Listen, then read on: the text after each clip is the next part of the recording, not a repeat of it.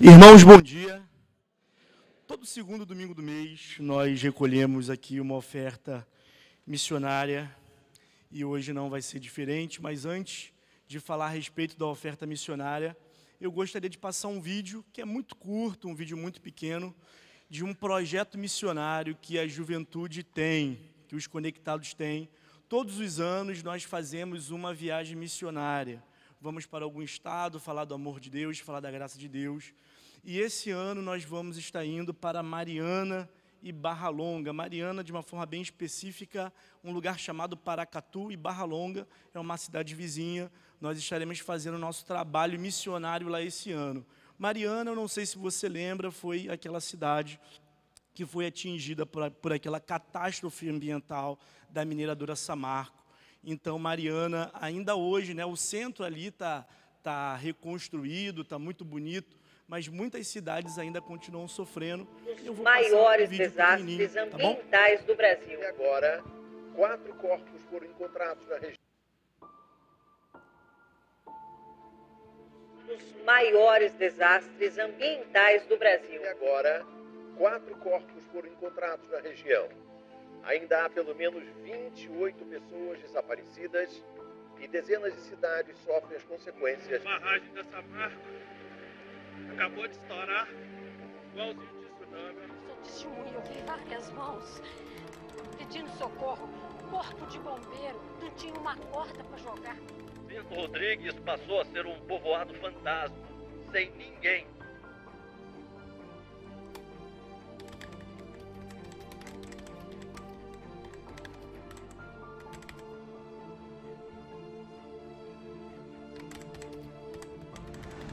Quadro de depressões lá, a missionária sempre está relatando para a gente aqui, pedindo orações, porque ela trabalha tá geral, desde criança, de adolescentes, até adultos, pessoas mesmo que... Porque foi assim... Cada dia que eu visitava, que eu via aqui, parecia um sonho, sabe? Uma coisa assim que... Você ia despertar, porque você via pessoas idosas e que tudo que ela tinha estava debaixo de uma lama, sabe? Era o que tinha na vida, a vida, saíram, só estava com roupa do corpo, o que ele tinha dali para frente para recomeçar era a roupa do corpo.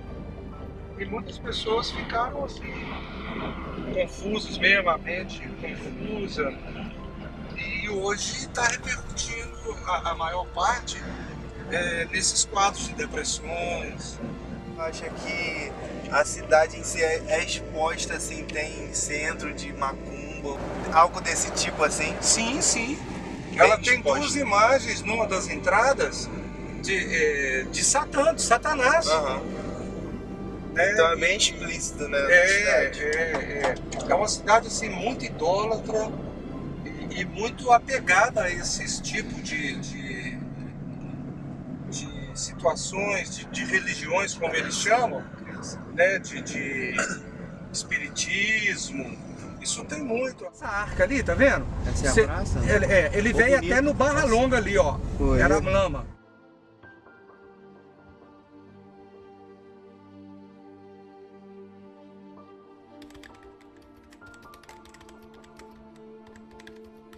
Faz 2 meses que a gente deu entrada no alvará na prefeitura. Então, quer dizer, 3 meses. Desde fevereiro a gente está articulando o local de hospedagem, sabe? A gente tem que ter muito tato, porque é uma cidade de idolatria, uma cidade do ciclo do ouro. Né? Então, assim, o próprio poder público está começando a fazer ações tipo a nossa, como se diz, vocês não precisam vir nos evangélicos, a gente também faz. Eles dizem que admitem que aprenderam com a gente. Mas a gente vai trazer dia 28 oftalmologista que a gente sabe que a comunidade precisa. Tá? Mas assim, tudo que trate do levantar a autoestima para a comunidade, tanto para homens quanto para mulheres. Corte de cabelo, unha, maquiagem, né? Porque nesse momento a gente trabalha aqui com a ação social assim, durante o dia, encerra no final do dia com um teatro, um filme, e aí vem a palavra de Deus. De manhã sai fazendo a visita nas casas, convidando para o trabalho social na praça. No final do trabalho vem com o evangelho. E enquanto está ali fazendo unha, sua manicure, ser uma pessoa boa de falar do amor de Deus, sabe? Esse é o trabalho que a gente faz aqui. Juventude aqui, a gente precisa de muita ajuda. Isso foram 17 tentativas de suicídio. 17 tentativas, mas isso devido à depressão? A depressão, e com a lama isso piorou. Agora a gente está descobrindo as casas que foram reformadas, está tudo, porque as pessoas já voltaram para dentro de casa. Quem já voltou? Porque a gente tem um membro aqui que até hoje não voltou para a casa dele. Quando nós o encontramos, em depressão profunda, né, pastor? E eu luto com ele a cada dia contra a depressão. Uma comunidade que necessita de carinho, de amor, de olho no olho. Que a gente está vivendo a geração do toque cheia de não me toque, né? Só carinho que eles precisam. Bom, nós estamos aqui em uma das áreas que foram afetadas aí pela catástrofe que nós tivemos com a mineradora Samarco. Você pode ver, essa área aqui é Bento Rodrigues, onde nós tínhamos inúmeras casas. Lá no finalzinho você pode ver um aglomerado de casas que tinham, muitas casas foram destruídas e a princípio o nosso trabalho ele seria aqui nessa área, só que essa área ela está tão devastada que nós não temos mais moradores aqui. Então nós estaremos saindo daqui e nós vamos para algumas cidades vizinhas e nessas cidades vizinhas nós vamos executar o nosso trabalho. Mas o objetivo de mostrar esse quadro aqui para você é só para você ter um pouco da noção de como está boa parte de Mariana hoje, depois dessa catástrofe que nós tivemos aqui na cidade.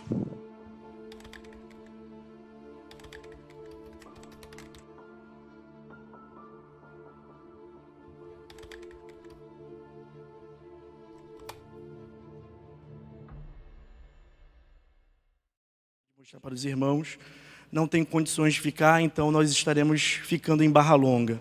Barra Longa tem um alto índice de suicídio, porque as pessoas perderam tudo, os jovens não têm nenhuma expectativa de vida, então o som está um pouquinho ruim, mas ela estava falando ali que as pessoas lá em Barra Longa estão precisando de carinho, né? Estão precisando de ajuda, uma ajuda emocional, uma ajuda espiritual.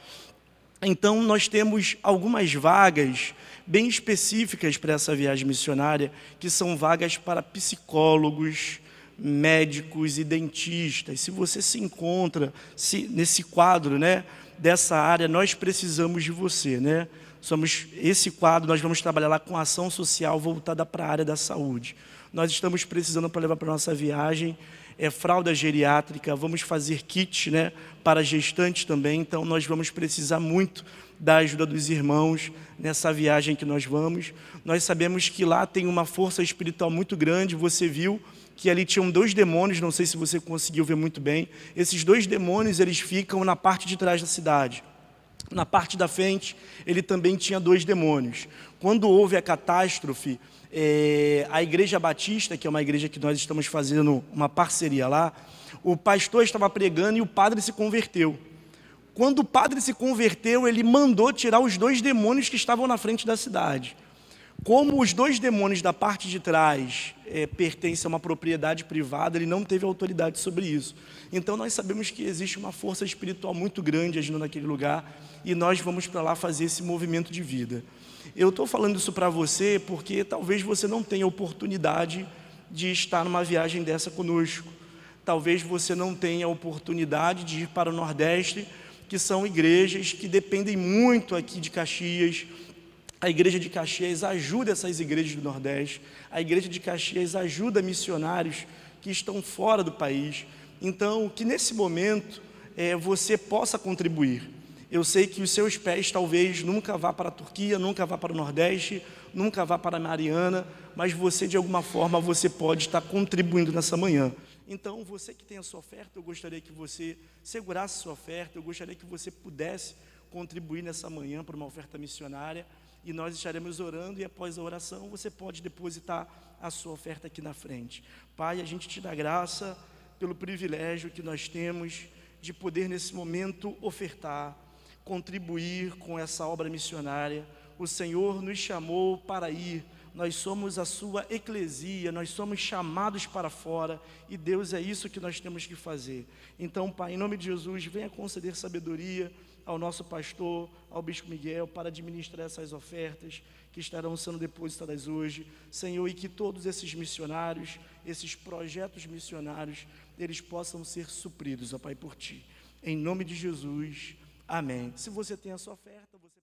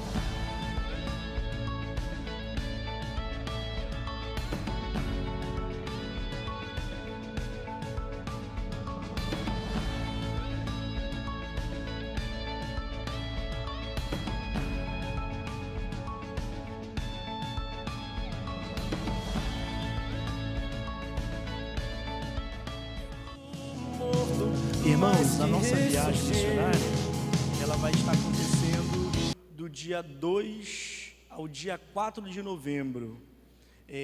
Nós estaríamos fazendo essa viagem missionária agora no dia 7 de setembro. Nós não conseguimos a autorização da Prefeitura de Barra Longa para executar os nossos trabalhos de ação social. Mas até nisso, quando a gente ouve uma notícia dessa, né, a gente fica meio chateado, porque a gente estava se programando para estarmos lá no dia 7. Mas no dia 2 de novembro, vários movimentos vão estar indo para Mariana, vão estar indo para Barra Longa, porque eles fazem meio que um tributo pelo acidente que aconteceu. Então, parentes saem de outros estados e vão visitar os seus familiares, né? Então, a cidade ela vai estar muito cheia. Então, quando nós entendemos o motivo dessa mudança, eu falei, essa mudança, então, ela veio do Senhor. Nessa cidade vai ter mais pessoas que precisam ouvir do amor dele. Então nós contamos muito com as orações dos irmãos para esses jovens que vão estar indo, vão estar se dedicando a essa missão, tá bom? Contamos muito com vocês.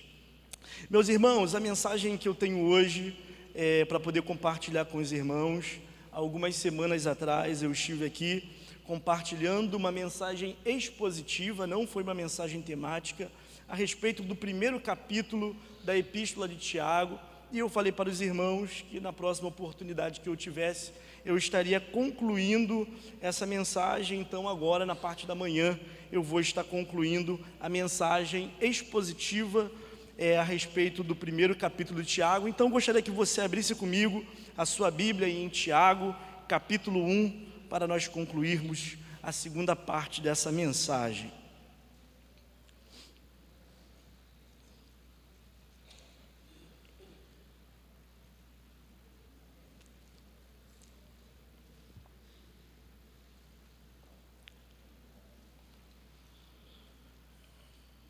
Na primeira parte dessa mensagem, eu fiz um breve resumo para os irmãos aqui a respeito dessa epístola de Tiago.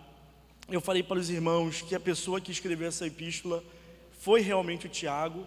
Pode parecer bem óbvio, né, falar que foi o Tiago que escreveu a carta, mas eu estava explicando para os irmãos que nem sempre o nome da carta é atribuído à pessoa que escreveu, né? Geralmente, na Bíblia, o nome da carta geralmente é para o destinatário. Você vê isso, por exemplo, em Timóteo, você vê isso em Filemão. Quem escreveu Timóteo não foi Timóteo, né? Quem escreveu Timóteo foi o apóstolo Paulo, mas o destinatário recebeu o nome da carta. Mas nessa carta aqui de Tiago, realmente quem escreveu essa carta foi Tiago. Porém, não foi o Tiago apóstolo. No grupo de Jesus, nós tínhamos 12 apóstolos, 12 discípulos, e dentre esses 12 discípulos nós tínhamos 2 Tiagos. O Tiago que geralmente a gente mais conhece, que é o Tiago, irmão de João, que eram filhos de Zebedeu. Esse Tiago não foi ele que escreveu essa carta, não foi o Tiago, o irmão de João, e também não foi o outro Tiago, que era um discípulo de Jesus, que fazia parte desses 12 apóstolos, que foi o Tiago, filho de Alfeu. Eu falei para os irmãos que essa carta aqui, ela tem a autoria do Tiago, que é meio irmão de Jesus. Esse Tiago, que é meio irmão de Jesus, ele, na verdade, ele não acreditou em Jesus Cristo quando Jesus Cristo anunciou que era o Messias. Ele se converte após a ressurreição. Após a ressurreição, ele não resiste à evidência da ressurreição, e ele então se converte, ele se torna um seguidor de Jesus Cristo. Ele se torna também uma coluna na igreja primitiva, né? Ele é um líder da principal igreja que existia na época. Ele é o líder da igreja em Jerusalém. O apóstolo Paulo, nos seus escritos, o apóstolo Paulo diz que esse Tiago e Pedro, eles eram colunas da igreja. Então, é esse Tiago, meio irmão de Jesus, que está escrevendo essa carta. Mas quem é o destinatário dessa carta? Eu falei para os irmãos que o destinatário dessa carta são os judeus que se converteram ao cristianismo. Essa carta aqui, ela não foi destinada aos gentios. Quem são os gentios, pastor? Todas as pessoas que não fazem parte da comunidade judaica são gentios, ou seja, nós somos os gentios, né? Quando você vê na Bíblia essa expressão gentil, significa que todo mundo que não faz parte da comunidade judaica é um gentil. Essa carta ela não foi destinada aos gentios. Por que, pastor, essa carta ela não foi destinada aos gentios? Porque ainda o evangelho não tinha chegado aos gentios. O evangelho chega aos gentios através do apóstolo Paulo. O apóstolo Paulo, ele se intitula o apóstolo dos gentios. O apóstolo Paulo é esse pioneiro em levar o evangelho para uma comunidade que não é a comunidade judaica. E esses destinatários aqui, que Tiago está escrevendo essa carta, eles estavam passando por um momento de grande perseguição, irmãos. Perseguição de quem? Do Império Romano? Não, porque a perseguição do Império Romano, ela começa a partir do ano 70 depois de Cristo. Eles estavam passando uma perseguição pelos próprios judeus. Os judeus estavam perseguindo esses judeus que estavam se convertendo ao cristianismo. E o fato de falar que eles estavam sofrendo uma perseguição dos judeus e não uma perseguição do Império Romano, eu não estou afirmando que essa perseguição foi amena, que essa perseguição foi uma perseguição fraca. Pelo contrário, você vê que essa perseguição dos judeus em relação a outros judeus que estão se convertendo é uma perseguição muito brutal. Você vê isso na morte de Estevão, porque você vê Estevão sendo apedrejado, você vê Estevão sendo massacrado e as vestes de Estevão sendo jogadas aos pés do Saulo. Então, essa perseguição que eles estão sofrendo, por mais que não seja uma perseguição do império, é uma perseguição muito cruel, uma perseguição que acaba com as pessoas, que mata as pessoas. Então, é para esse tipo de pessoas aqui que Tiago ele está escrevendo essa carta, para pessoas que estão passando por lutas, perseguições, sofrimentos, dores. É esse tipo de pessoas que ele está escrevendo. E eu também falei para os irmãos na primeira mensagem que nós temos motivos de sobra para estarmos lendo essa epístola aqui de Tiago, porque essa epístola de Tiago, ela contém 14 ensinamentos de Jesus Cristo. Por mais que esse Tiago, o meio-irmão de Jesus, ele não tenha andado com Jesus, ele não tenha caminhado com Jesus em relação ao ministério, em relação à pregação do Evangelho, Tiago, ele extrai esses ensinamentos de Jesus Cristo e ele aplica aqui nessa carta. O segundo motivo pelo qual devemos estudar essa carta é que essa carta aqui é uma coleção de 13 exortações. Todas as vezes que Tiago ele inicia um pensamento dizendo meus irmãos ou meus amados irmãos, ele está iniciando uma exortação. Você vê isso muito claramente no verso 2. No verso 2 ele diz assim, meus amados irmãos, ou seja, todas as vezes que você ouvir isso, essa marca, meus amados irmãos, significa que ele vai estar dando início a uma exortação. No verso 16, você também vê isso, ele dizendo, meus irmãos. No verso 19, ele diz, meus amados irmãos, ou seja, todas as vezes que ele começa com essa marca, meus irmãos, ou meus amados irmãos, significa que ele vai estar trazendo para nós uma exortação. Então, todas as vezes que no decorrer da nossa leitura você ouvir isso, meus irmãos ou meus amados irmãos, você fica com o seu Bluetooth ligado, porque Deus ele quer falar alguma coisa com você. E eu fui destrinchando versículo por versículo. Eu falei para os irmãos no primeiro versículo, que foi o versículo que é o versículo inicial, a forma como ele começa a sua carta dizendo, Tiago, servo de Deus e de Cristo Jesus. Para nós isso pode parecer apenas uma saudação bem simples, mas gente, a gente está falando de uma pessoa que é o líder da principal igreja que existe. Nós estamos falando de um homem que é a coluna de uma igreja, ou seja, ele começou uma carta dizendo que ele é um servo, dizendo que ele é um escravo, ele se coloca em uma submissão ao Evangelho de Cristo Jesus. Então eu achei isso muito interessante. E no verso 2 eu falei para os irmãos que foi a primeira exortação que ele abre dizendo, meus amados irmãos, considere motivo de grande alegria o fato de passarem por diversas provações. Eu estive falando aqui para os irmãos na primeira mensagem que ninguém quando está passando por uma luta, que ninguém quando está passando por uma dificuldade fica alegre. Eu falei que isso aqui não é um convite à hipocrisia, ou seja, pastor, acabei de ficar desempregado, eu estou muito alegre porque eu estou desempregado. Ninguém faz isso. Pastor, acabei de receber uma notícia que eu estou com câncer, graças a Deus, porque daqui a 3 meses eu vou morrer e vou estar com Jesus. Gente, isso é loucura.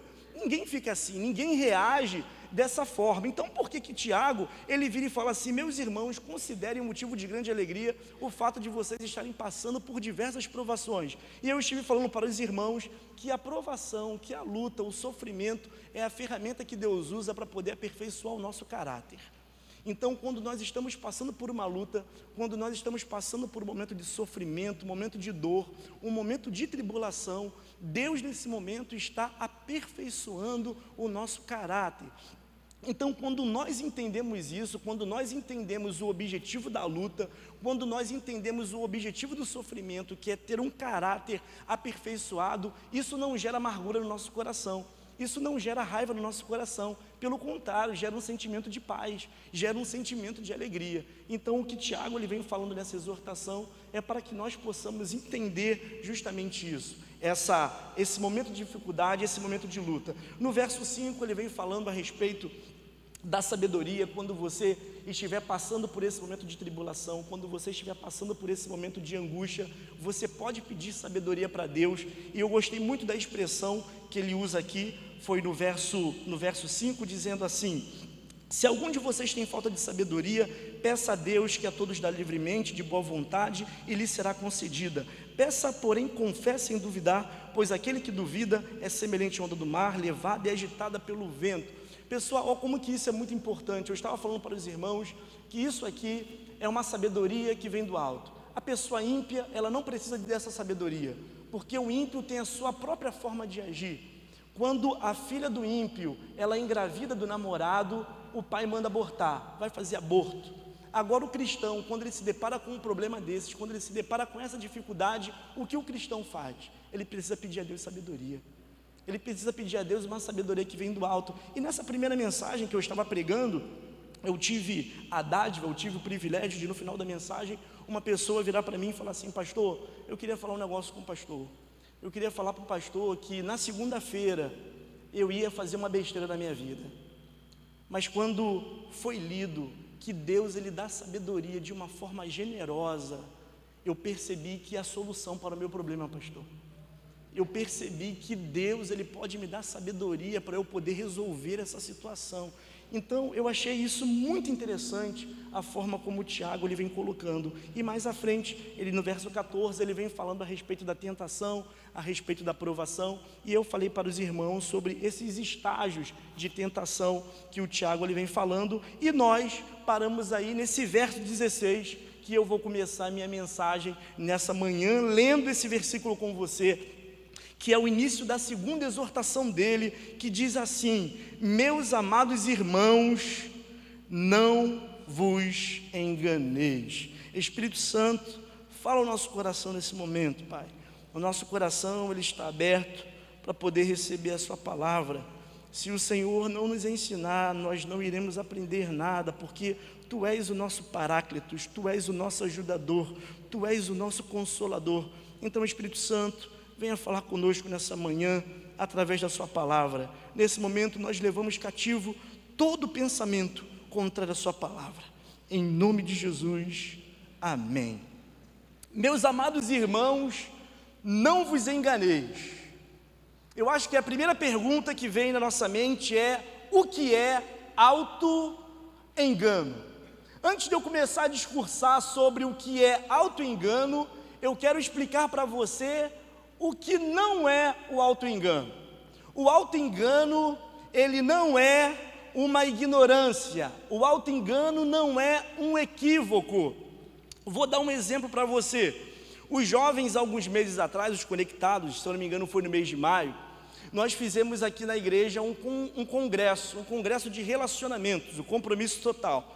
Então, o Compromisso Total é o ministério que a gente tem na juventude, que ministra na vida do jovem, nos sentimentos do jovem, na vida sentimental. A gente trata com o solteiro, a gente trata com o namorado, a gente trata com o noivo e com o jovem casado. E nesse mês de maio nós fizemos um congresso do Compromisso Total. Tinham algumas pessoas aqui palestrando e os jovens, eles estavam muito envolvidos nesse congresso. E nós na juventude temos uma menina, uma jovem, que nos ajuda muito a fazendo comida, fazendo as coisas da cantina para a gente poder vender, para poder arrecadar fundo, né? Para poder pagar o nosso congresso, os nossos eventos, que é a Bia, a namorada do Cadu, que é o jovem que é missionário. Então a Bia estava na casa dela lá fazendo as coisas, fazendo a comida, preparando os materiais da cantina, e a Bia virou para a irmã dela, para a Maria, que tem 11 anos, e falou assim: Maria, vai ali na venda e compra uma maisena. Aí a Maria pegou e foi para a venda, né? Chegou lá, comprou o negócio, colocou a sacola em cima da mesa. E naquela correria, na agitação do congresso, eu virei e falei assim: pessoal, eu tenho que ir para a igreja. Aí a Maria: eu vou junto. Aí a Maria pegou, entrou no carro e veio para a igreja. Quando a gente estava chegando aqui na igreja, o telefone da Maria toca. Era a Bia. A Bia falou assim: Maria, cadê a maisena que eu pedi para você comprar? Aí a Bia falou assim: Bia, eu coloquei essa maisena em cima da mesa. Aí a Bia: mas eu não estou achando essa maisena. Aí, sabe o que a Maria fez? Colocou a mão na cintura, eu estava vendo, colocou a mão na cintura. Os irmãos mais novos são folgados. Ela colocou a mão na cintura e falou assim: Beatriz, eu comprei a melhor maisena que existe. Eu comprei a maisena Hellmann's. Eu olhei e falei assim: oi? Maria, você comprou a maionese. Quando eu falei isso para Maria, irmãos, o rostinho dela foi assim, tipo: cara, o que eu fiz? A Maria, ela cometeu um equívoco. Isso não é auto-engano. Ela cometeu um equívoco, chegou lá na vendinha para poder comprar a maisena, maionese, é quase um nome parecido. Aí ela falou assim: me dá um, pegou e se enganou. Ela cometeu um equívoco, ela cometeu um erro. Isso não é auto-engano. Um outro exemplo de equívoco que eu vejo, aconteceu na minha família, quando eu era mais novo, quando eu era garoto. Existia uma música secular. Eu não sei se você se lembra dessa música secular, mas ela parece com uma música cristã, que diz assim: na casa do Senhor não existe Satanás. Choça. Você lembra dessa música? Certo dia, minha mãe era daquelas pessoas que quando ela ouvia o som, ela achava que a rua inteira deveria ouvir, né? Então ela colocava o som do louvor nas alturas para a rua inteira ser abençoada. Aí eu estou na metade da rua e eu estou ouvindo aquela música: na casa do Senhor não existe Satanás. Show, Satanás. Eu falei: gente, tem alguém empolgado, né? E eu estou andando, eu estou chegando perto de casa. Eu falei: não acredito que essa música está vindo da minha casa. Eu não estou acreditando num negócio desse. Eu entrei em casa e disse para ela, falei assim, mãe, o que você está fazendo? Ela falou, o que, garoto? Eu falei, mãe, essa música é uma música mundana. Ela, meu filho, eu achei que era um louvor. Porque estava falando na casa do Senhor, falou da casa do Senhor, falou do Satanás, ela achou que era um louvor a Deus, estava passando na rádio e colocou. O que minha mãe fez foi um equívoco. Ela se equivocou, ela cometeu um erro, ela não teve a intenção, achou que era um louvor, e depois ela começou a olhar e falou assim, pô, isso aqui, o filho chegou desesperado, ela falou, isso aqui não é o louvor. Isso não é auto-engano. Auto-engano é algo totalmente diferente, você se auto-enganar. E para explicar para você o que vem a ser esse auto-engano, eu vou utilizar um teólogo do século XVI chamado Erasmo de Roterdã. Erasmo de Roterdã, ele tem um livro intitulado Um Elogio à Loucura. Esse livro, Um Elogio à Loucura, conta uma história a respeito de um cidadão de uma cidade chamada Argos. E esse cidadão, ele amava os seus filhos, esse cidadão, ele amava a sua esposa, era uma pessoa que os seus amigos gostavam, o admiravam, e esse cidadão dessa cidade de Argos, todo final de tarde ele ia para o teatro, e quando ele estava no teatro, ele vivia aquele momento, ele aplaudia, ele gritava e ele falava, bravo! Só que o teatro estava vazio. E os amigos dele começaram a olhar para essa situação e falar assim, ele está com problema. Esse rapaz está com problema. Então, certo dia, os amigos desse cidadão pegaram ele e deram uma medicação para ele. E depois de alguns dias ele acordou, e quando ele acordou, ele percebeu tudo o que tinha acontecido, e ele disse assim, meus irmãos, por que vocês me privaram de tão doce ilusão? Auto-engano é você inventar uma mentira e acreditar nessa mentira como se ela fosse uma verdade, e você esquecer dessa mentira. Um exemplo mais realista, você tem dificuldade com a pontualidade? Se você tem dificuldade com a pontualidade, talvez você já tenha feito o que eu vou falar aqui agora para você. Você é daquelas pessoas que já tentou adiantar o seu relógio 15 minutos, 20 minutos, 30 minutos, para não chegar atrasado a um compromisso? Que você falou assim, chega, basta, agora eu vou colocar 20 minutos aqui adiantado, para eu poder não chegar atrasado. Só existe uma possibilidade do seu plano dar certo.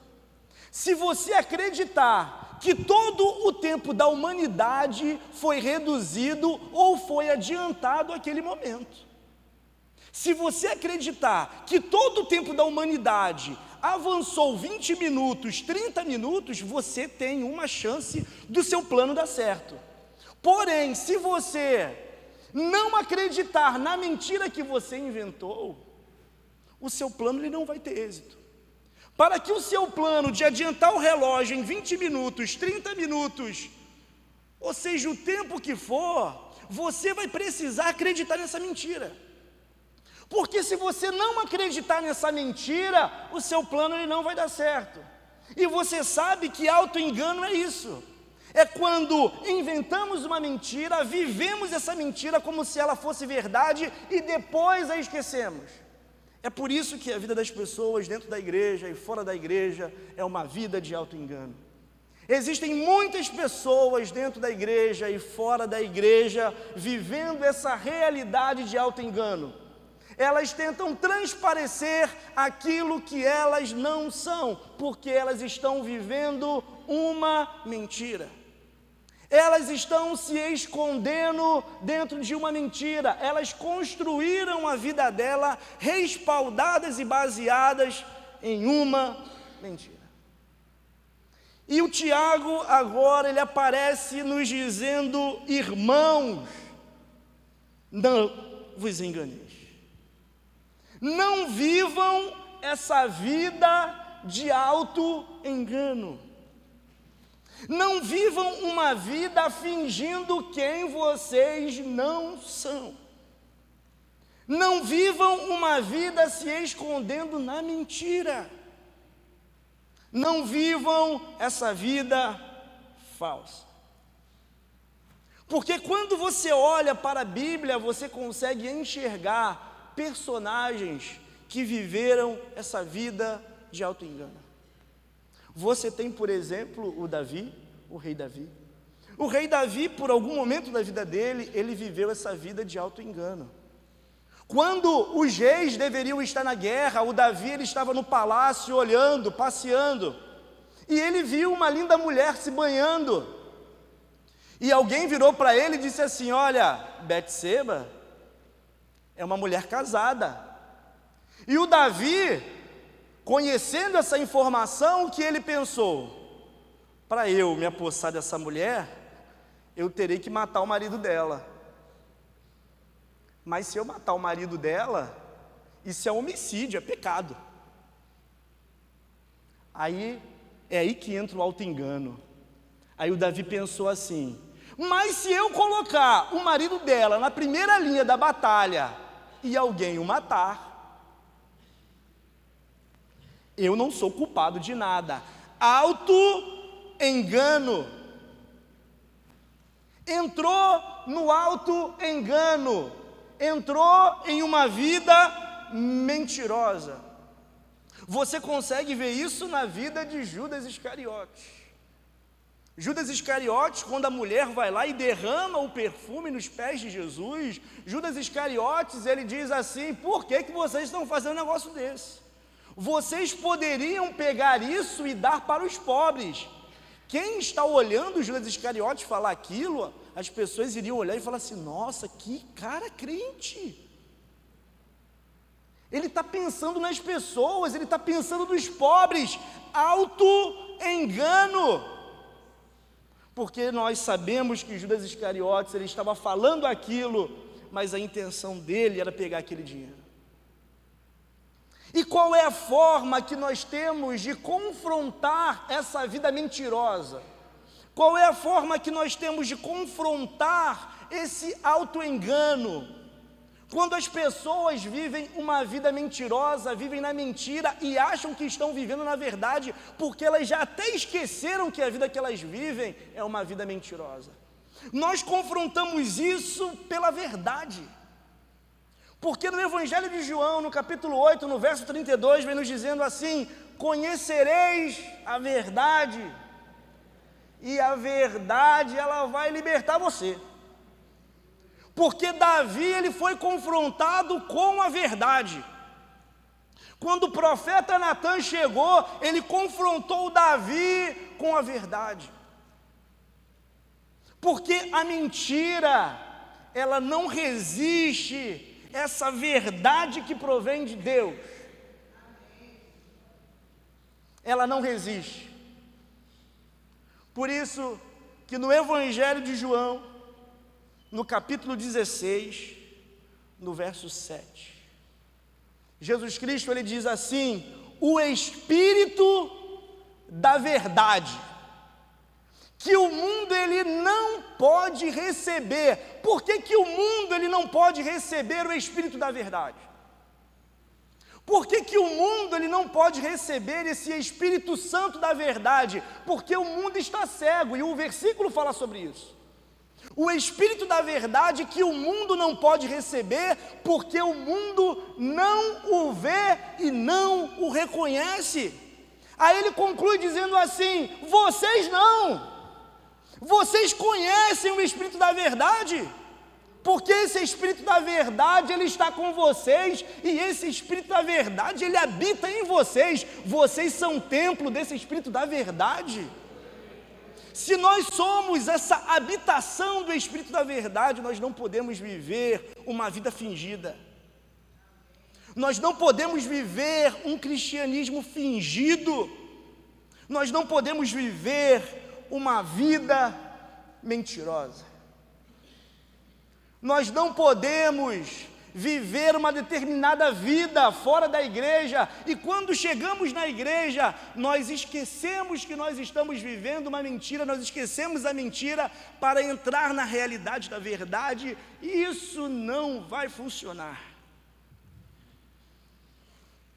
Por isso que o apóstolo Paulo, em Colossenses, no capítulo 3, no verso 5, ele vem dizendo assim: façam morrer a natureza terrena de vocês, a imoralidade sexual, a impureza, a paixão desenfreada, a ganância que é idolatria. Aí no verso 6 ele vem dizendo assim: porque a ira de Deus, ela se acende contra os filhos da desobediência. Aí no verso 7, ele diz assim: vocês praticavam essas coisas impuras, vocês viviam essa vida quando vocês eram aquelas antigas criaturas. Aí no verso 8 ele diz assim: irmãos, abandonem a ira, abandonem a indignação, abandonem a maledicência, abandonem a maldade. Aí no verso 9 ele fala do auto-engano, ele diz assim: e parem de mentir uns para os outros, parem de viver uma vida mentirosa, porque vocês já se despiram do velho homem. Aí no verso 10 ele diz assim: revistam-se do novo, revistam-se do novo, para que vocês sejam renovados no conhecimento do nosso Criador Jesus Cristo. Revista-se do novo, querido. Precisamos nos revestir desse novo e abandonar esse auto-engano, essa vida que nós muitas vezes vivemos. Revistam-se desse novo, revista-se dessas coisas novas. Esse é o auto-engano. Essa é a segunda exortação que ele dá na sua epístola: meus amados irmãos, não vos enganeis.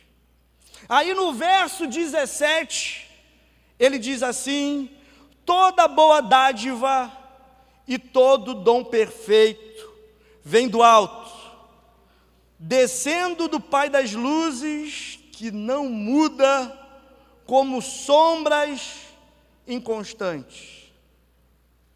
Eu gosto desse versículo. Eu gosto desse versículo. Porque os astros celestes, eles são responsáveis pela mudança das estações. Os astros celestes, eles são responsáveis por fazer com que venha o verão, que venha o inverno, que venha a primavera, que venha o outono. Ou seja, as estações, elas vão mudando.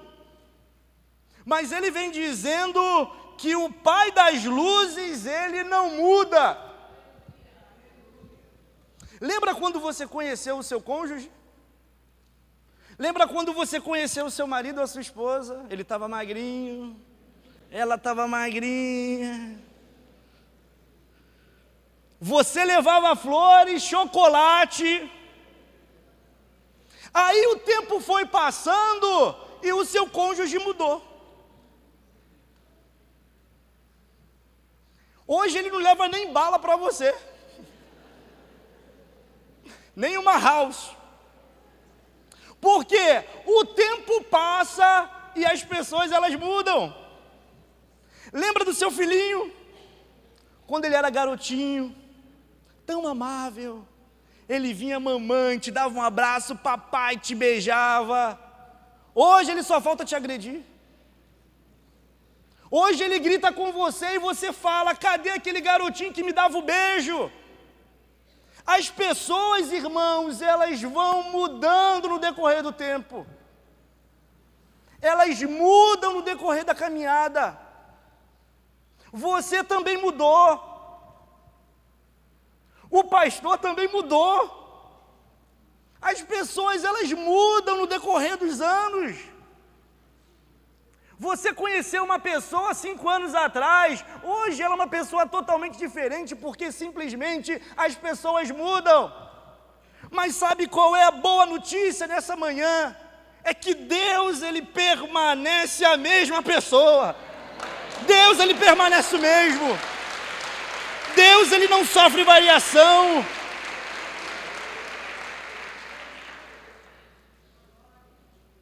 Ele tem a supremacia da imutabilidade. Ele é o mesmo ontem, hoje e amanhã. Ele não vai mudar. O amor que você recebeu do Pai ontem é o mesmo amor que você recebe dele hoje. E não importa o que vai acontecer com você, no futuro ele não vai mudar. Ontem eu estava conversando com um jovem depois do culto da juventude. Eu estou na juventude dando uma série de mensagens acerca do Espírito Santo. E ontem, o nosso culto da juventude, irmãos, ele termina geralmente 8h30. Ontem o nosso culto terminou 10 horas. Ontem o Espírito Santo fez um rebuliço naquela juventude. Ontem nós tínhamos aí 120 jovens, foi um negócio assim sobrenatural. E ontem, depois do culto, eu estava conversando com um jovem virou para mim e falou assim: pastor, eu quero te fazer uma pergunta. Ele falou assim: pastor, a Bíblia fala que céus e terra passarão, mas a palavra de Deus, ela permanece para sempre. Eu falei: tá certo. Ele falou assim: pastor, quando tudo isso acabar, o que vai acontecer com a palavra? Eu falei: ela vai permanecer para sempre. Aí ele falou: não, pastor, você não entendeu a minha pergunta. Quando todos nós estivermos na eternidade, louvando a Deus, o que vai acontecer? Eu falei: ela vai permanecer para sempre, porque Ele é o mesmo ontem, hoje e amanhã. A palavra vai permanecer para sempre, querido, porque Ele é imutável. Sabe, você, nós não conhecemos o nosso futuro. A nossa vida, ela sofre cada mudança, irmãos, na verdade. A nossa vida, ela vai sofrendo cada mudança, a gente não sabe de nada. Uma hora a gente está bem, vai no médico, faz um negocinho, você está com isso. Acontece tanta coisa na nossa vida. Mas esse versículo, quando ele vem dizendo que independente do meu futuro, Deus, Ele não vai mudar. Eu sei que o Rafael vai mudar, irmãos. Eu oro e espero que seja para melhor. Mas se algum dia, no decorrer da minha caminhada, eu mudar para pior, eu tenho uma certeza que Ele não vai mudar o amor dEle para comigo.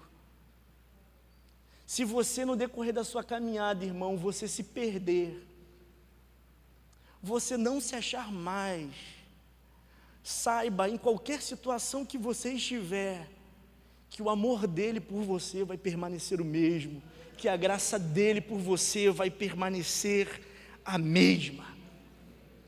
Aí no verso 18, por sua decisão, Ele nos gerou pela palavra da verdade, a fim de sermos como os primeiros frutos de tudo o que Ele criou. Você foi gerado pela palavra da verdade. Quando eu li isso, eu falei assim: cara, que revelação. Eu fui gerado pela palavra da verdade, algo que eu estou vivendo é algo genuíno. Mas quando eu li a parte, a fim de sermos como os primeiros frutos de tudo que Ele criou, eu falei: isso é demais para mim. Você sabe por que Ele está falando isso? A fim de sermos como os primeiros frutos do que Ele criou. Porque quando eles pegavam o primeiro molho dos frutos, eles falavam assim: vai ser bom. Isso aqui vai ser bom. Quando eles olhavam os primeiros molhos, eles falavam assim: essa colheita, ela vai ser boa. Quando a Bíblia vem dizendo que nós seremos como os primeiros frutos, ela está querendo dizer que muitas pessoas vão nascer de novo através da sua vida e através do seu testemunho.